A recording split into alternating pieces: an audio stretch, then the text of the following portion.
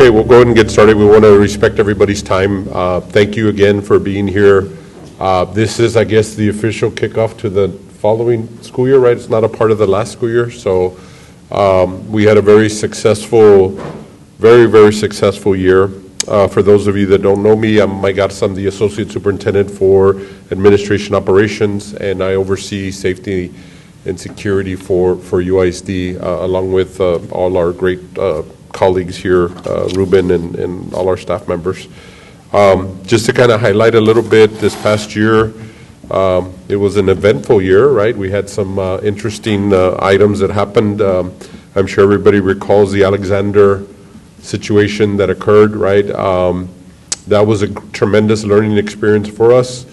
Thank God, thankfully, it was a situation that felt very real, that was not a threat, if that makes any sense, right? So we actually experienced what a real threat would feel like without actually having the threat on our campus. So that was a unique opportunity for us to experience everything that we were exposed to, and it helped us to improve our systems.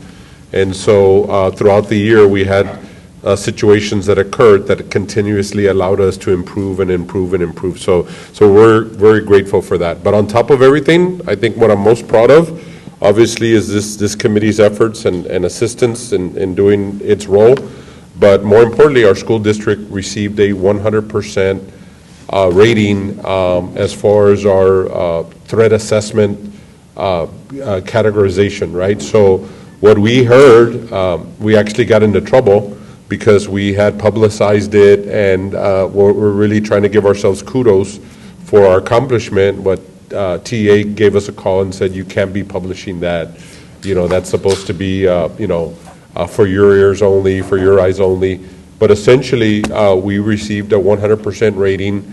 And for a district our size, at least what we were hearing from Region 1, that was pretty unprecedented, right? So you had a lot of smaller districts, maybe that have less than 10 campuses, getting 100% rating, but a district our size with the number of campuses and the number of students, it was really unprecedented. So that's hats off to everybody at UISD, hats off to this committee to being committed for that. So we're very proud of that, even though we can't announce it, you know. So that's interesting. So going into the next year, we're anticipating the same. That's our expectation now. That's our new normal, right? Is to get 100%. The likelihood of that happening is going to be hard, but that is going to be our goal. That's going to be our objective. We also have, and I'm sure Ruben's going to address it, we also have a district vulnerability assessment coming up, which is the first time. So the safety and security has different areas. You got Region 1 that handles a lot of the stuff, our routine, our monthly checks, all that other good stuff. You have the Texas School Safety Center that is the governing body that oversees everything as far as school safety. But then you also have TA that has an arm that's also safety and security. And so that arm is what's coming and doing the district vulnerability assessment. And these individuals are former law enforcement from other agencies. They retired, now they're working for TA.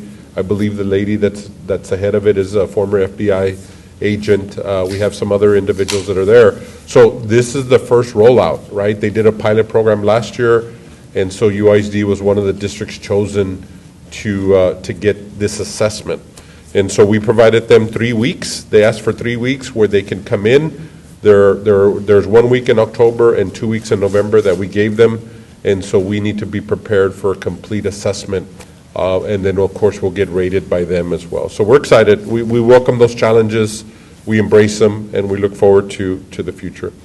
In addition, there's a lot of things that we implemented this past year. There's things that we're implementing this coming year. We did do our locked door policy, indoor locked door policy, and let me tell you, even though we got a lot of feedback negatively from our staff about doing that, when we met with the Alexander staff right after the event happened, and we looked everybody in their eye, they realized the importance of that policy.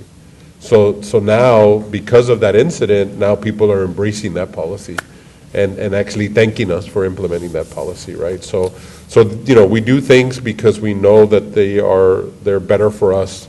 And sometimes, you know, like when we had to go to seatbelts when cars, right? it was a pain in the what, right? But now you realize many years later, it's for our own benefits, for our own good. So these are the things that we were able to implement. Coming into this year, we have now unveiled and unrolled our new Centegic system. If you notice these little devices, the little white devices that are on the wall, every campus, every district department, every facility has these devices. And do you have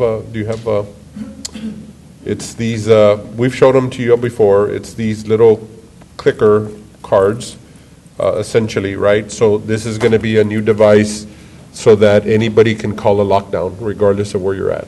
And the cool thing about this feature is, since we installed them in all of our facilities, you could be here even though you're at a campus, right? Ms. Arizola, if she has her device, she can call a lockdown here at this location, even though she's off her campus, right?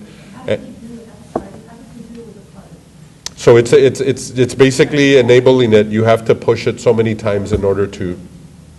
It's almost like a bank silent alarm, essentially, if you think about it. So it's going to be able to call. But the more practical feature of it is it's going to be able to use on daily activities.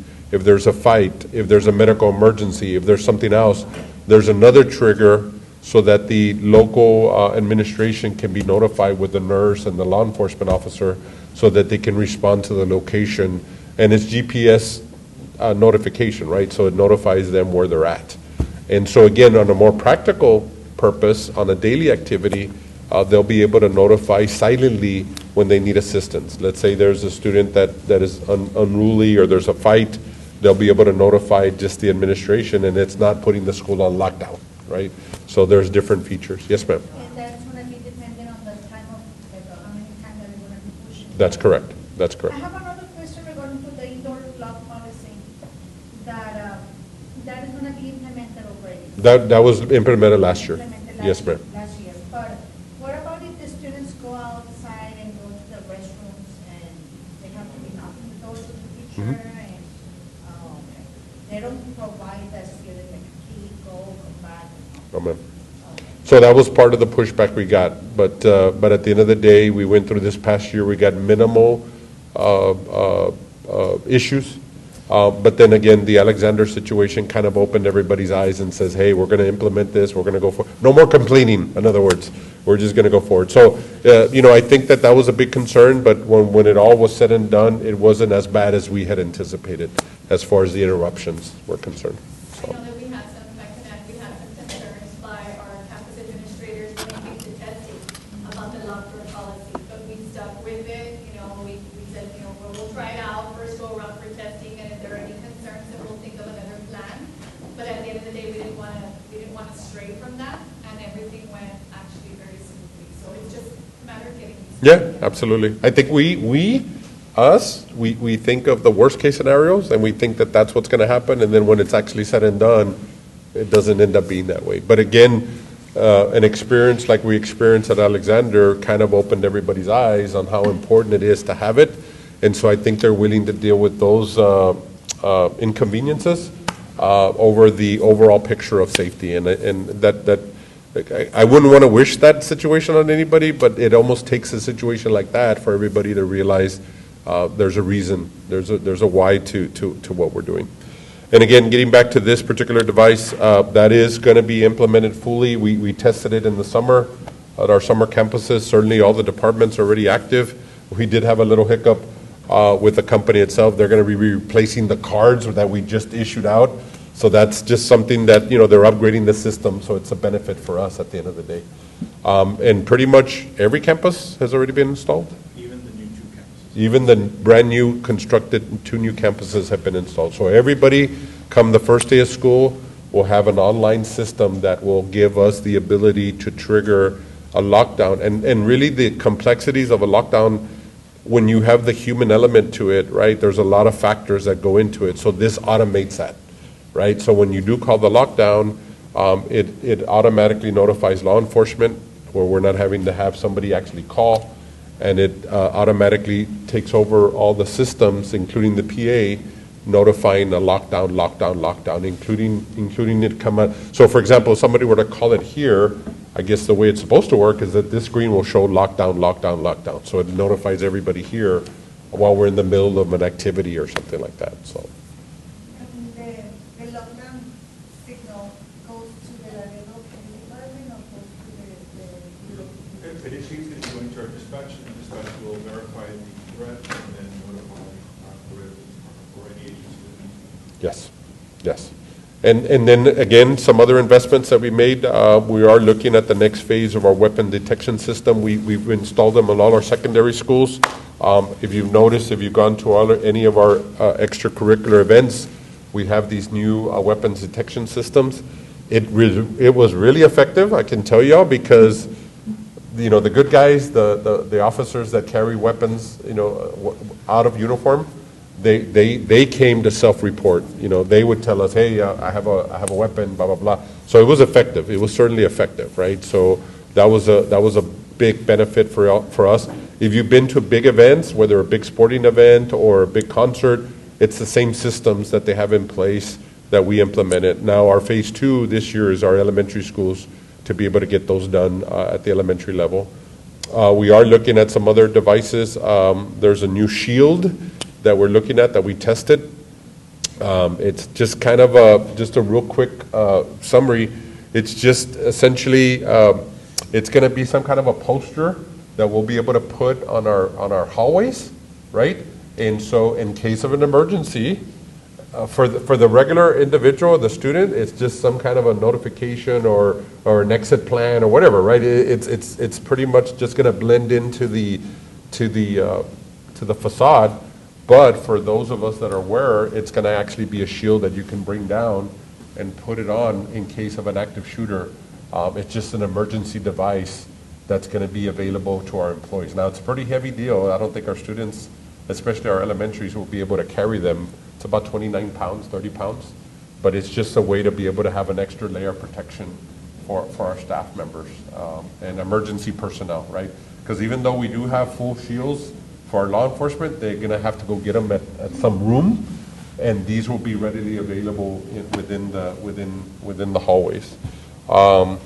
And I know we got some other stuff that we're implementing, right? But these are just the highlights of what we're looking at with the safety monies that are coming in as well. So I've already taken too much time. I just wanted to kind of highlight to the committee what we've done and what we're implementing for the next school year. So thank you very much again. God bless you.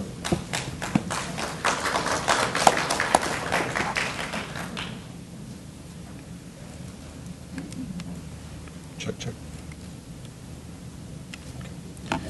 So good morning, everyone, and thank you again for joining us today. This is very important. This is a very important part of our processes that we follow in the safety department. And so you coming and joining us, taking time for some of your summers, you're not used to waking up so early. For others that are working and taking time from their day, I appreciate you all being here. At this time, the time is officially 11:49. On the 29th day of July 2024, and I call the Safety and Security Committee meeting of United Independent School District to order. Agenda items. First is a roll call, and just as record, the sign-in sheet will be counted as the official roll call. So please, if you did not get to sign in, please sign in before you leave. Agenda item 3, we are now going to be going into closed session. The time is currently 11:59. In accordance with Texas Education Code, Section 37.109D.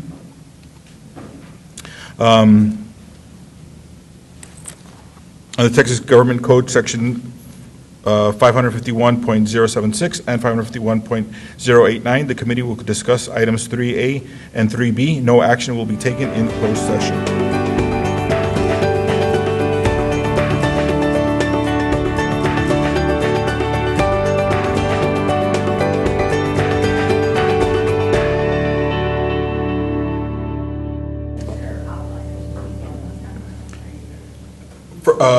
To finish off, I want to say thank you to all the committee members for your insight into answering these questions.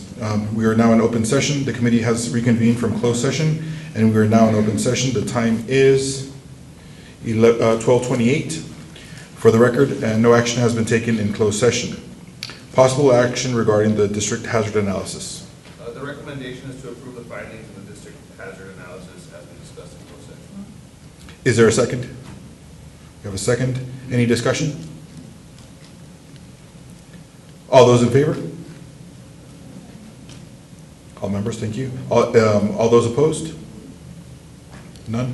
Thank you. Motion passes. And then now we'll go on to public comments or agenda items, on agenda items. We have no public comments. Announcements, summer meeting tentatively scheduled for September 12th, 2024.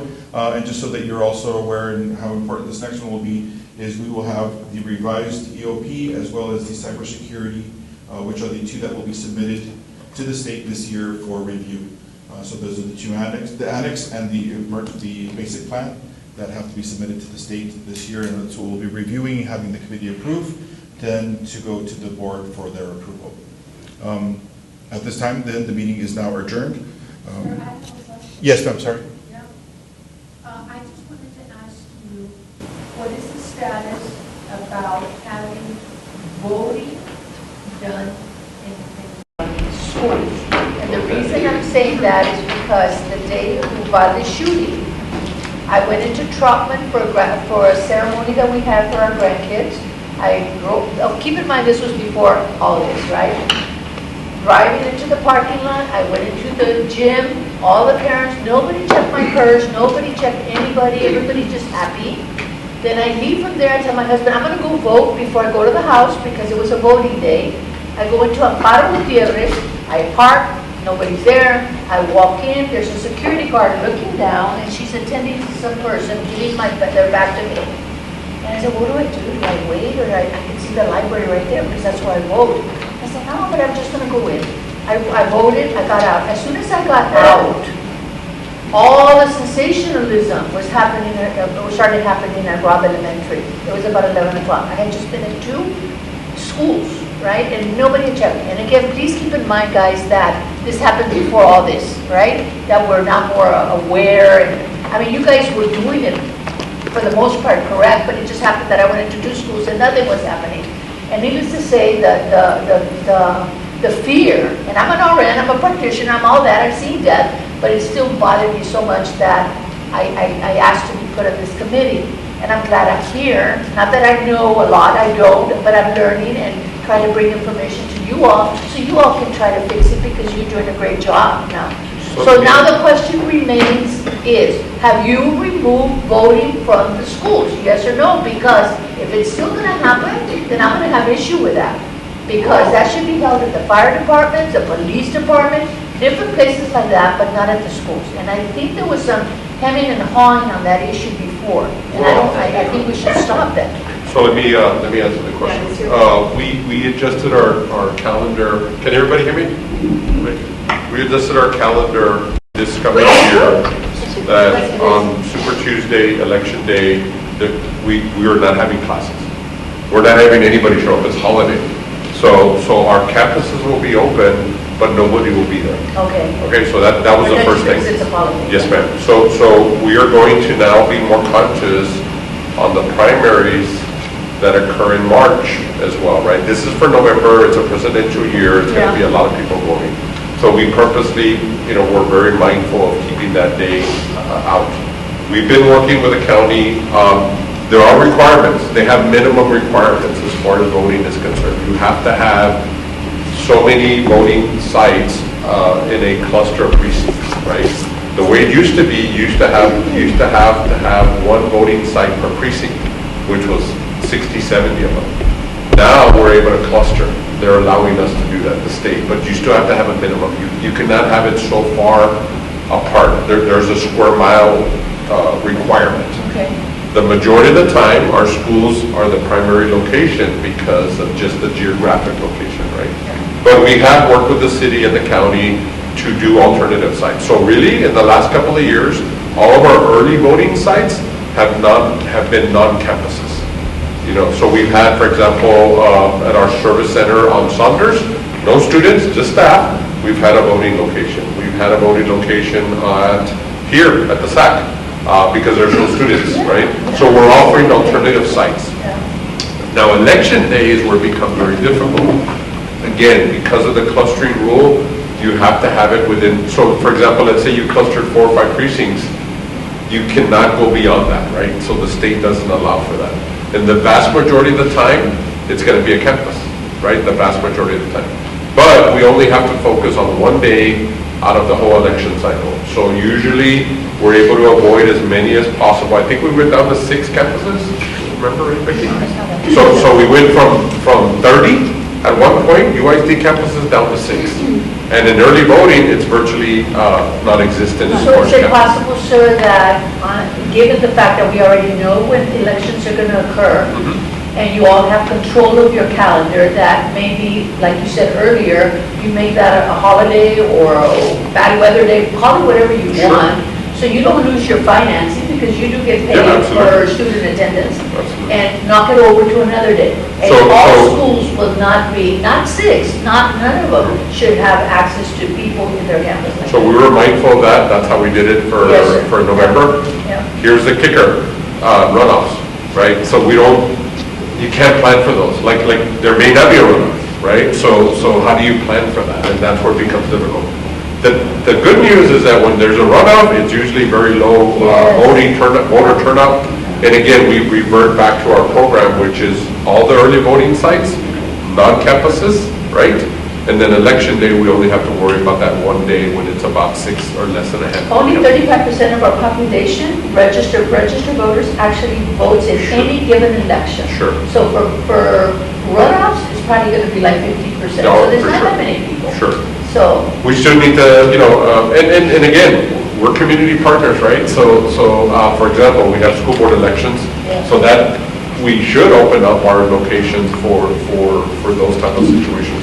There's no runoffs on school board elections, so election day, Yeah. it's over, we're done.